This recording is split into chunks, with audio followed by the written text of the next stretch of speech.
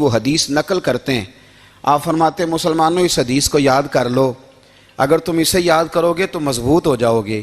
حدیث کیا ہے؟ نبی کریم صلی اللہ علیہ وسلم نے فرمایا اگر سارے انسان مل کے بھی تیرا برا کرنا چاہیں تو جب تک رب کی مشیت نہ ہو وہ تیرا برا کر نہیں سکتے.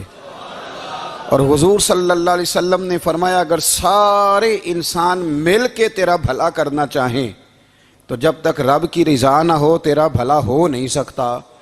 تو اعلیٰ حضرت فرماتے ہیں اس چیز کو ذہن میں بٹھاؤ، مسلمانوں اپنا رجوع اپنے رب رسول کی طرف مضبوط کرو. یہ کیا بات ہو گئی کہ میں اس سے بھی ڈر رہا ہوں، میں اس سے بھی ڈر رہا ہوں، وہ بھی میرے پیچھے لگ گیا. فاضل بریلوی رحمۃ اللہ علیہ ان چیزوں سے منع فرماتے تھے. وہ کہتے تھے یہ توہمات ہیں، اوہام پرستی ہے، ہمیں ان چیزوں سے ہمیشہ بچنا ہے، اپنی آنے والی نسلوں کو بچانا ہے. اور فرمایا کرتے تھے رب کی رضا پہ جو راضی رہتا ہے اللہ اسے سکون والی زندگی عطا فرماتا ہے. ہمارے ہاں لوگ پوچھتے ہیں طبیعت کیسی ہے، لیکن یو پی میں، سی پی میں، لکھنؤ میں پوچھا جاتا ہے کہ کیا شکایت ہے آپ کو؟ کہتے ہیں یہ سر درد کی شکایت ہے. یہ اردو کا ایک محاورہ ہے. جناب کیا شکایت ہے؟ کہتے ہیں جی مجھے کمر درد کی شکایت ہے. پھر پوچھنے والے پوچھتے ہیں کہ جناب اس شکایت کا کیا بنا؟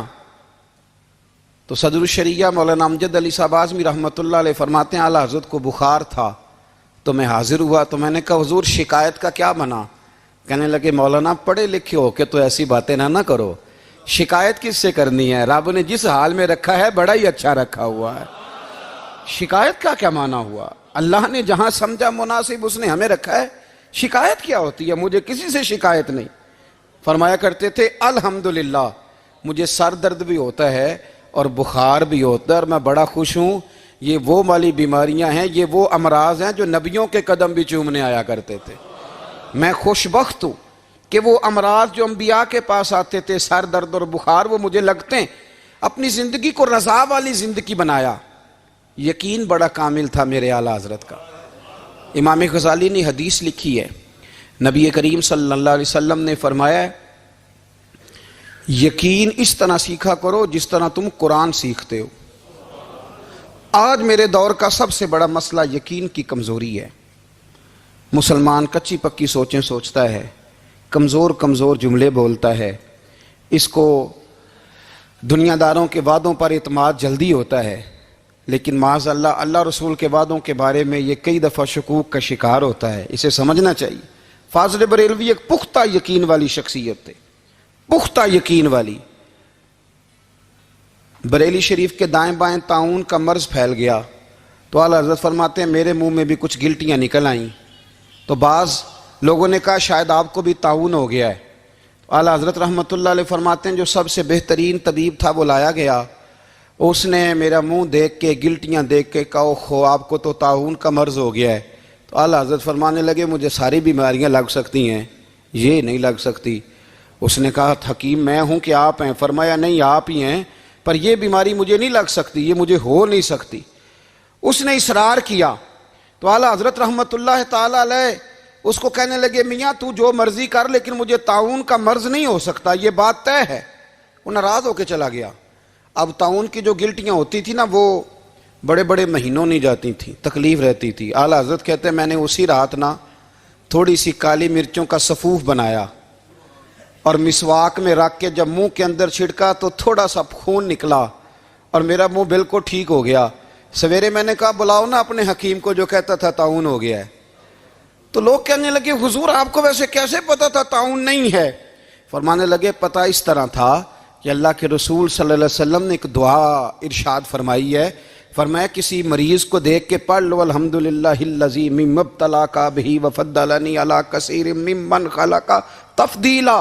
حضور نے فرمایا کسی بیمار کو دیکھ کے، مصیبت والے کو دیکھ کے یہ دعا پڑھو تم اس مصیبت میں شکار نہیں ہوں گے. فرمانے لگے میں نے طاعون کے مریض کو دیکھ کے دعا پڑھ لی تھی. تارے ٹوٹ سکتے ہیں، چاند گر سکتا ہے، سورج اپنی جگہ چھوڑ سکتا ہے، پر مدینے والے محبوب کی بات غلط نہیں ہو سکتی. یہ میرا یقین کامل ہے. ساڈے نبی دی زبان ساڈے واسطے قرآن، یہ بات غلط ہو سکتی؟ مضبوط یقین فاضل بریلوی کا، مضبوط نظریات. اعلیٰ حضرت رحمۃ اللہ تعالی علیہ سے کسی نے کہا آپ کس طرح کے مومن ہیں؟ کس طرح کے مومن ہیں؟ تو اعلیٰ حضرت فرمانے لگے میرا دل چیرو، اس کو کھولو، ایک طرف لا الہ الا اللہ لکھا ہوگا، دوسری جانب محمد الرسول اللہ لکھا ہوگا، کھول کے دیکھ لو۔ ایک تو یقین کی پھر دوسری بات، خشک لوگوں کو زندگی گزارنے کا مزہ کوئی نہیں آتا، زندگی گزارنے کا مزہ اسے ہی آتا ہے جسے کسی سے پیار ہو جاتا ہے۔ باقی نہ دیکھیں نا، ایک بندہ جبرن ایک شخص بچے پالتا ہے، وہ کہتا ہے یہ میرے لیے کیا مصیبت ہے 5 بچے، اور ایک شخص کو بچوں سے پیار ہو جاتا ہے، وہ جوان بھی ہے، خوبصورت بھی ہے، پر عید پہ کپڑے نہیں خریدتا، بیوی سے کہتا ہے میں پرانی پہن لوں گا پر بچوں کو نہیں لے دے۔ اور بھائی تیری خواہشیں مر گئی ہیں، تیری خوبصورتیوں کی طرف جانے کی آرزویں ختم ہو گئی، تو کہنے لگا سارا کچھ ہے پر بچوں سے پیار جو ہو گیا ہے۔ اعلیٰ حضرت رحمت اللہ علیہ بہت بڑے فلسفی تھے، منطقی تھے، بہت بڑے سائنسدان تھے۔ یہاں بڑا سنجیدہ اجتماع ہے، میں بڑی خاص بات کرنے لگا ہوں۔ سارے سائنسدان کہتے ہیں زمین گھومتی ہے، اعلیٰ حضرت نے اتنی موٹی کتاب لکھی ہے زمین ساکن ہے۔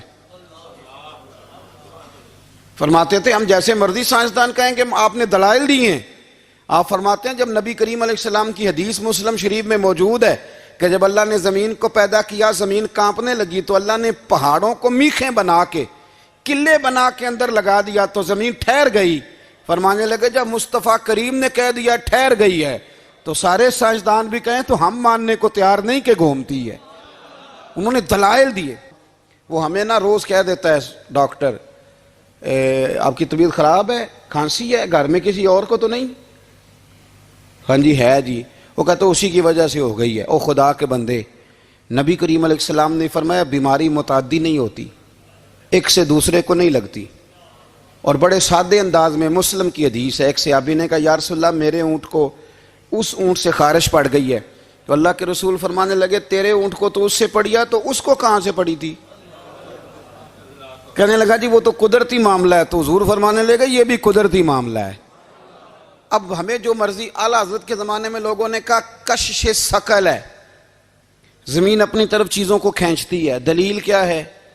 وہ کہنے لگے جی سیب گرتا ہے تو زمین پہ، آم گرتا ہے درخت سے تو زمین پہ، امرود گرتا ہے تو، انار گرتا ہے تو زمین میں کشش ہے، کھینچ لیتی ہے۔ اعلیٰ حضرت فرمانے لگے شاباش، سائنسدان جو کہیں گے ہم مانیں گے۔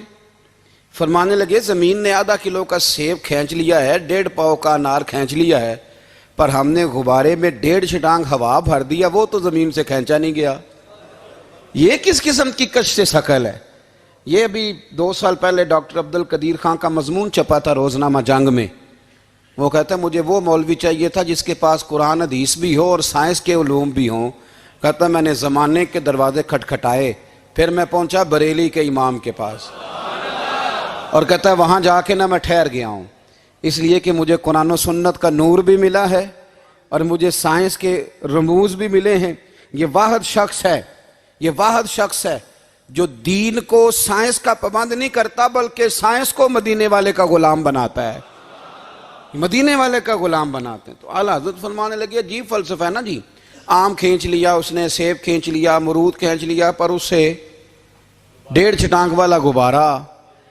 تو لوگوں نے کہا حضور پھر مسئلہ کیا ہے؟ آپ فرمانے لگے مسئلہ یہ ہے کہ ہر چیز اپنی اصل کی طرف لوٹ جاتی ہے، ہر چیز اپنی، سیب امرود انار زمین سے پیدا ہوتے ہیں تو زمین پہ گرتے ہیں، ہوا کی اصل اوپر ہے، اس لیے جب غبارے میں ہوا بھریں گے تو ہوا اس کو اوپر لے جائے گی۔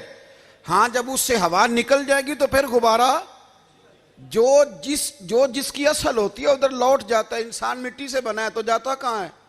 مٹی دیں مٹی رہنا ہی، ایویں کا دی بلے بلے، اج مٹی دے اتے بندیا تے کل مٹی دے تھلے۔ تو اعلیٰ حضرت رحمت اللہ تعالیٰ علیہ نے نا اپنے سارے علوم کو نبی پاک کا غلام بنا دیا۔ آپ فرمایا کرتے تھے آج لے ان کی پناہ، آج مدد مانگ۔